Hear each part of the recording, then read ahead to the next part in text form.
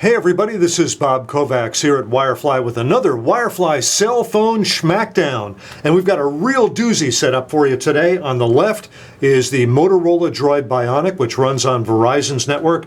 And on the right is the Samsung Epic 4G Touch, which runs on the Sprint network. This runs on Verizon's 4G LTE network, and this runs on Sprint's WiMAX 4G network. So we've got Verizon versus Sprint, Motorola versus Samsung. We've got a Droid versus a Galaxy S2. So this is a really good schmackdown, and let's get going to see who's going to come out the winner on this.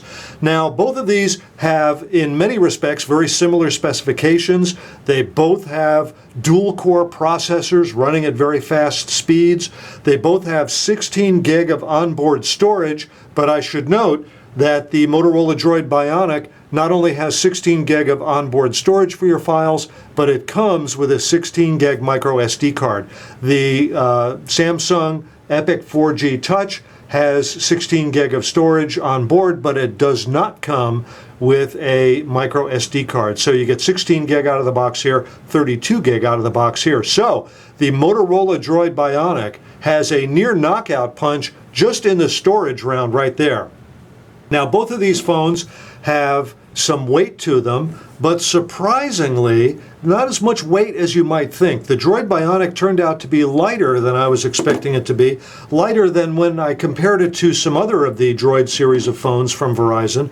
Meanwhile, the Samsung Epic 4G Touch is really surprisingly lightweight, and because it is such a big footprint, it spreads what weight it has out over a broader range, and it just doesn't feel as heavy. And sure enough, when I weighed the two of them, the DROID Bionic is about 5.6 ounces. The Samsung Epic 4G Touch is about 4.6 ounces. So if weight is one of your important parameters, the Epic 4G Touch has a near knockout punch in the weight department. In fact, this is one of the older Samsung Galaxy S phones. This is a T-Mobile Samsung Galaxy S 4G, and it weighs 4.2 ounces. So we have 4.2 ounces here and 4.6 ounces here. This is a 4-inch LCD screen, and that brings up the next thing, the next round here. This is a 4.5-inch screen, a lot bigger than the older Galaxy S series, and yet it weighs just a little bit more.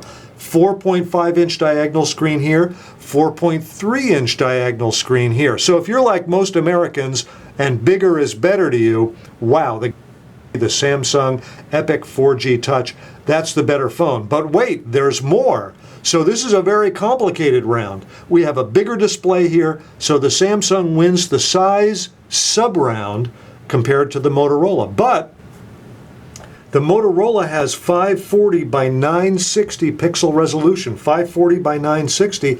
Over here on the Samsung, you have 480 by 800. You have more pixels here on the Motorola DROID Bionic than you have here on the Samsung Epic 4G Touch. So now what does that mean? Okay, let's push these two together. Look at the size of the icons on the screen. Look at the Quadrant icon right there. It's smaller on the DROID Bionic, and it's not smaller just because the screen is a little smaller. It's smaller because the app consumes the same number of pixels on both screens, but this is cramming more pixels per inch than this phone is. So therefore, the pixels are smaller, the text is smaller. Okay, some of you are going to say, well, you just said that bigger is better. Well, I said that lots of Americans think that bigger is better, but there's lots of people who appreciate the fact that you can get more on the screen over here on the DROID Bionic than you can on the Samsung Galaxy S 4G. Excuse me, the Samsung Epic 4G Touch. Excuse me, can't get my names wrong here. That being said, and there's much to be said for that. The debate can go both ways. Do you like things bigger on the screen, or do you like to have more things on the screen? There's no answer to that riddle. However you answer it is the right answer. The fact remains you've got more resolution over here than you have over here. But This is a Super AMOLED Plus screen, which is a Samsung exclusive technology. This is a LCD screen. Now, it's a very good LCD screen, but the Super AMOLED Plus screen brings some things to the table, including the fact that it uses subpixels to give the appearance of higher resolution. So although the resolution is 480 by 800, the resolution to the eye actually looks a little better than that. Also, look what happens when you go off axis with one of the AMOLED screens. You can still see the screen holding it very sharply off axis. That's a big benefit of the AMOLED technology. When you go with an LCD technology and you hold it off axis, it doesn't show nearly as bright as it shows when you're direct. Let's go ahead and see that again. Look at how bright and clear that is. Very nice. So I'm going to go ahead and say, oh gosh, this pains me because I really like more resolution.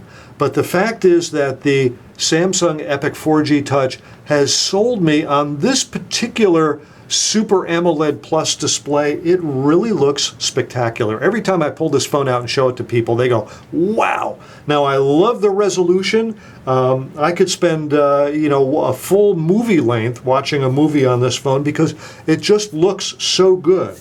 But I'm going to go ahead and give this round, I know, grudgingly, it's a decision, not a knockout, to the Samsung Epic 4G Touch because of that Super AMOLED display.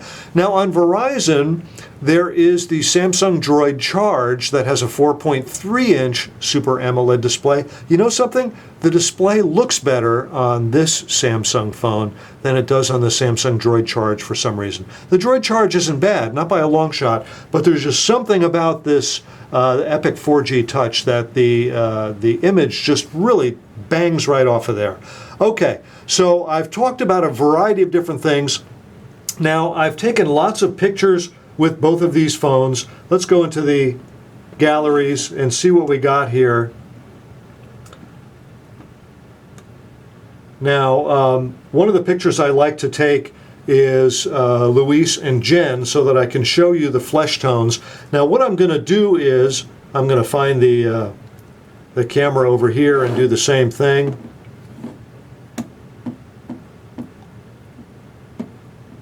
Got to go the opposite direction on this. Here's Luis and Jen on this phone, and you can kind of see it in this shot here. To my naked eye from both of these, it looks better, but there's a bluish tinge when you look at it on the Galaxy S2 phone here on the Epic 4G Touch. When you look at the Motorola DROID Bionic, when I look at them directly, the flesh tones look more natural. But when we go in and we look, the Epic 4G Touch just did a much better job focusing on the faces than the DROID Bionic did. I know I only took like 1 or 2 pictures. If I took a lot of pictures, I probably could get the focus to be very sharp on the DROID Bionic. But, you know, we have to do these somehow, and I took a picture. It's a picture I take often, and this is how it came out on the DROID Bionic. This is how it came out on the Epic Touch 4G. So I'm going to go ahead and not only for that, but for some other reasons. Well, let's go ahead and talk about some of those other reasons. There's a really fun thing that this phone will do. It has a, I'm going the wrong direction, of course. It has a cartoon feature. Here we have one of my coworkers. This is Jen. I know we've got a couple of Jens here. And I really like the cartoon preset that the camera gives me. There's a number of different presets on the DROID Bionic, but not one that's as fun as that. So for the focusing, for the the fun features here that the Epic 4G Touch have, I'm going to go ahead and give this round to the Epic 4G Touch. So we're actually kind of getting down to the nitty-gritty here, and what I'm going to do is I'm going to run a Quadrant test on both of these, and we're going to see what the scores are. Now I'm going to run the test, and then I'm going to pick it up when the test is about ready to be completed, and we will go ahead and get the scores. After that, we'll determine which of these two phones is the fastest. Now again, Quadrant is not completely foolproof. It only runs on one of the two cores of these dual core phones, but I'm going to go ahead and run it, and we're going to go and see what the results are. Okay, Quadrant is about ready to wrap up on the Epic 4G Touch. This is the last of the 3D graphics tests that run in Quadrant, and we'll go ahead and get the scores. Okay, here you go. That was very fast. The score on the Epic 4G Touch is 3,176, 3176. Over here on the Bionic, we have 2,267. That's 2267. Big difference between those two. 2267 for the Motorola DROID Bionic and 3176 for the Epic 4G Touch. I mean, big difference there. The Samsung Galaxy S phones have had a graphics processor that has always resulted in very solid Quadrant scores, and of course the Galaxy S2 version in the form of the Sprint phone is demonstrating exactly what all that's about. Finally, I did a 4G download test on both of these phones. I did it up at my desk where I get good 4G reception for both Verizon and Sprint. So I went ahead and ran that 4G download test. Let's take a look at that now. Okay, here we have the Motorola DROID Bionic on the left and the Samsung Epic 4G Touch on the right. We're going to do a speed test. Now, of course, the Bionic uses Verizon's LTE 4G network, and the Samsung Epic 4G Touch uses Sprint's WiMAX 4G network. So I've got Luis here ready to push the button, so let's go ahead and start the test. Here we go.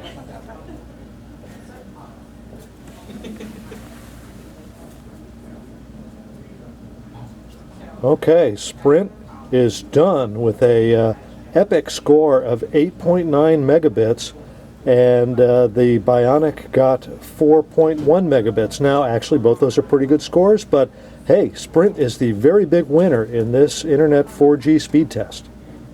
Well, you know, that really was a knockout punch for Sprint. Now, don't get me wrong. You could run that test 10 times and get 10 different results. I ran it only once. That was the one time I ran it, and those were the results I got. So, overall, now the Bionic is a terrific phone, quite possibly the best phone available, best Android phone available on Verizon today.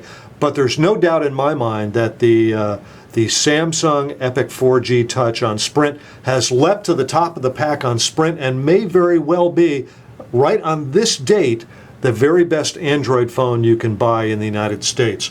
So, this Wirefly cell phone Schmackdown goes in favor of the Samsung Galaxy S2 Epic 4G Touch. I know it's a mouthful. That's the official name of the phone, and it really served a knockout punch in multiple areas to the DROID Bionic. The Bionic has got a great amount of storage. It's a wonderfully fast phone. It really has all the speed that 99.9% of users are ever going to want.